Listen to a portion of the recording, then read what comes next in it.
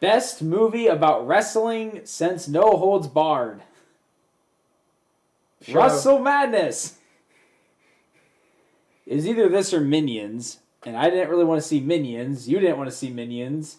I've never seen any of the Despicable Me movies, so I saw the first one, and IMDb wants you to see it though, I guess. yeah, they're promoting it pretty heavily. But yeah, Wrestle Madness. This came out earlier this year.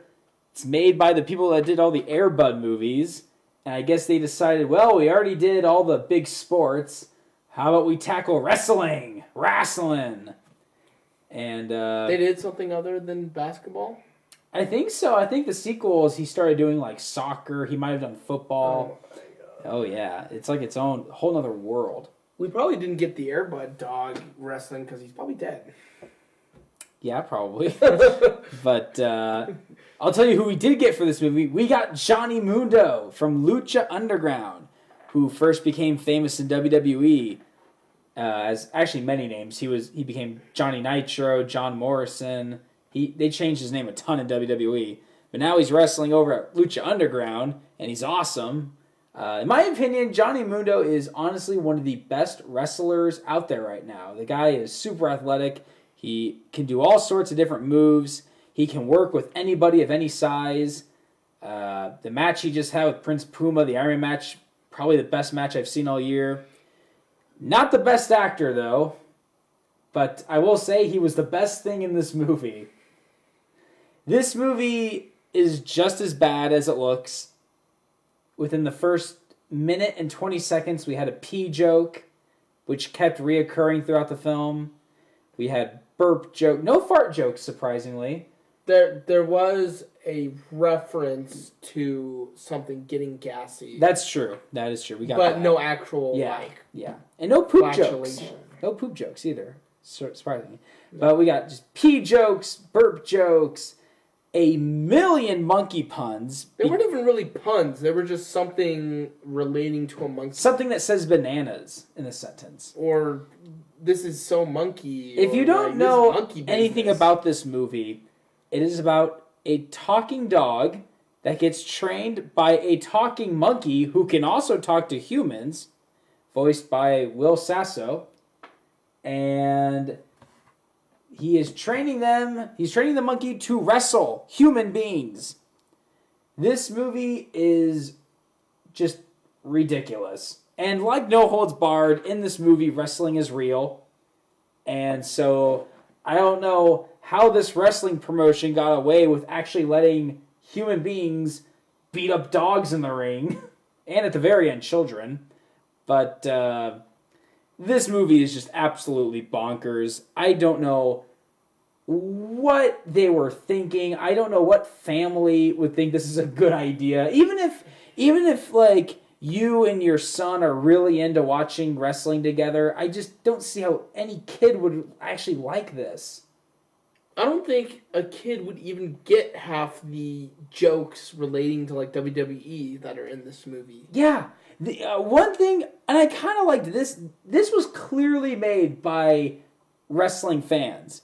You have a lot of references to different wrestlers or wrestling events, and the villain in this movie is running a promotion that is basically WWE called WUF, the Wrestling United Federation. And in this movie, the main character is running an indie promotion, and he explains that in the 80s, his grandfather used to run it until the evil WUF beat him out in competition. And tried to buy him out, but he said no. So, in other words, it's basically a reference to the 80s when the NWA territories were ruling America, and WWF slowly sunk them all out to the point where there were almost no territories left, and the NWA slowly died.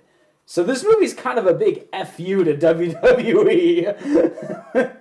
Not to mention, the main character, which the dog, which is a Russell, is called Russellmania. Which is just amazing.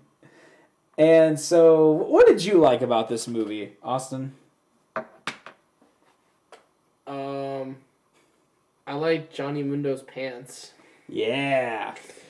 Yeah, if you think he wears some awesome pants on Lucha Underground, imagine his pants being red. I mean, it's okay. Like, I'm gonna be honest. It's obviously a kids movie.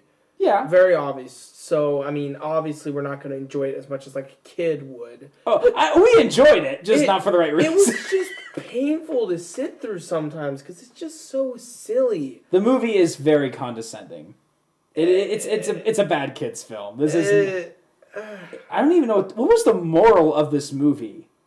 The best tag team is family. Yeah, I guess.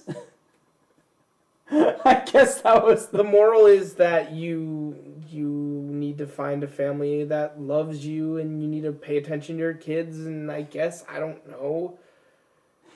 It's so silly. I mean, go on YouTube real quick and watch the trailer. That is the whole movie. This. You know what? Stone Age SmackDown was terrible, but there were some jokes that we thought were pretty funny. So there was that. And Undertaker was in it, which was kind of cool. Besides the fact that it's a CGI dog wrestling human beings, it's just so cliche because it's like dog learns to wrestle, dog starts wrestling, dog gets famous, dog loses match, dog finds itself, dog wins match. Yeah. Yeah.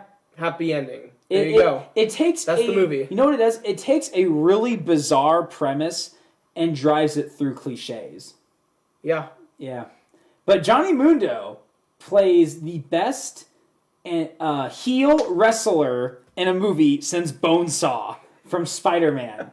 He's known as the Hammer. The Hammer. In which he comes Hammer out time. during his entrance, and he does the pose that he always does, where he'll raise his fist up to the sky, but because he's the Hammer, then he'll start hammering his hand over and over again, and he goes, "It's hammer time!"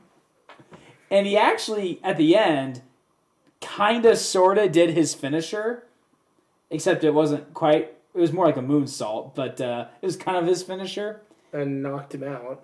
But I do appreciate that this movie actually created songs for each character.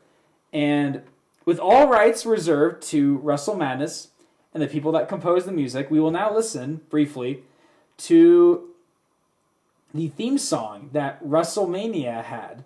It's really good. It's probably the best wrestling song since Real American. So let's listen to this real quick.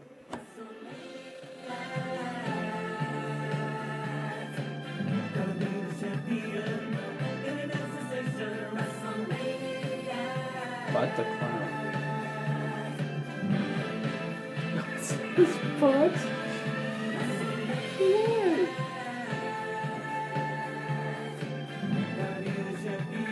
I actually kind of realized what it really is. It's not even really a ripoff of like Real American. It's kind of like a combination of Real American and Gonna Fly Now from Rocky.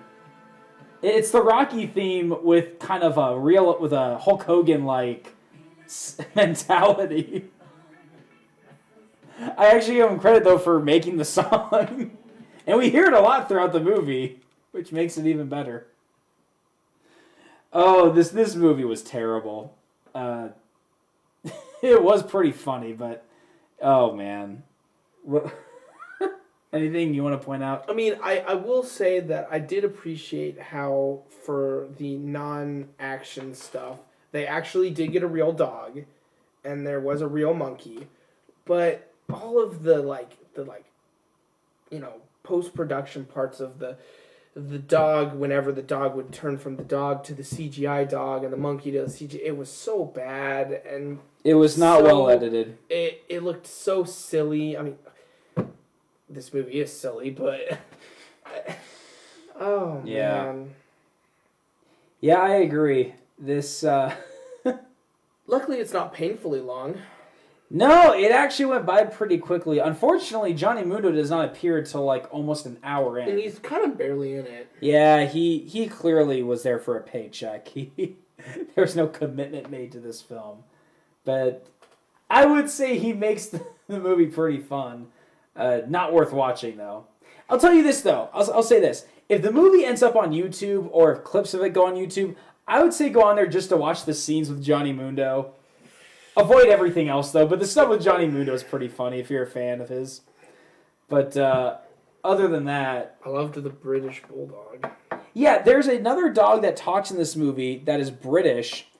And I don't know what kind of dog was he. I couldn't tell. I couldn't tell what the dog was.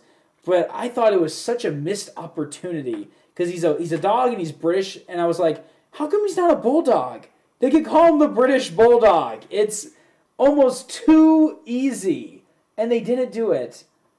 That was just a lost opportunity right there. There was also this running joke throughout the film with the main villain where he's the leader of the WUF. Basically, not Vince McMahon. And every time he's in a scene, there's a cutout of him when he was younger in the background with, like, his arms up. Posing. Posing. Yeah. And, every time the scene, like, the camera changes, like, the thing changes the way it's, like, facing. The guy that's supposed to basically be Vince McMahon, although he looks more like Michael Hayes, he's played by the guy from Cheers that voiced Ham in the Toy Story movies. There's like this weird ongoing joke. John Ratzenberger? John Ratzenberger? Yeah, there you go. Yeah, very veteran actor right there. Very sad that he's in this movie. There's an ongoing joke about how, like, I guess he's so narcissistic that every time you're like in a room at his company, at the building that his company resorts to, there's a big cardboard stand-up of him younger as a wrestler posing. It was actually kind of funny, but they never actually talk about it. I also liked how there's an action figure that the monkey carries around, and whenever the monkey's talking, he'll like set the action figure aside, and then the action figure will like change poses. The action figure it'll cut away, and when it cuts back, the action figure will be posed in the same way that the monkey is posed in. And that was just one of those little things that was actually kind of funny. But yeah, this movie, I can't even recommend this to wrestling kids who are fans of wrestling. Like, I can't say like, oh, this is just a dumb fun movie for the family. Here's another thing that kind of like the whole thing about this movie is, it's wrestling dog, wrestling humans, but the wrestling wasn't even that good. Oh, the wrestling was terrible. Like the wrestling was so bad. The wrestling is not even fun, and so it's kind of pointless. It's basically clotheslines, tying shoelaces around legs so they trip, giving atomic wedgies, and lots of things that the referee would immediately disqualify. Oh, I also love the totally not insensitive wrestling gimmicks for wrestlers in this movie, like the Mongol and Das Mountain. But to be fair, Butt the Clown. To be fair, in Vince's world, that would be perfectly normal. Look at how WWE has treated minorities. I mean, frankly. Well, Das Mountain wasn't. The only time there was any wrestling that in any way could be credible was when Johnny Mundo was taking bumps from the CGI dog. He sold it. He sold the bumps pretty well for a CGI dog. Not as well as that guy in Vendetta sold that towel to the face, though. Yeah, that's true. Is Wrestle Madness a better movie than Vendetta? No. Okay, I will say this: for a direct-to-DVD movie, the production quality. The production quality is actually pretty decent. It's a good-looking movie. The set designs were well done, but Vendetta was more fun. Yeah, I'd actually argue it was almost better made than Vendetta. It, as bad as bonkers and insane as this movie was, it did have a plot. It stuck with it. It did a better job. Like, it did, even though it didn't do a good job, it did a better job than Vendetta as far as like transitions go and stuff. Vendetta was just so all over the map. Mm-hmm. So there's that.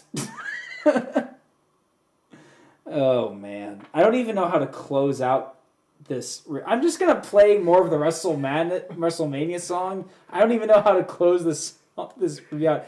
Thanks for listening, guys.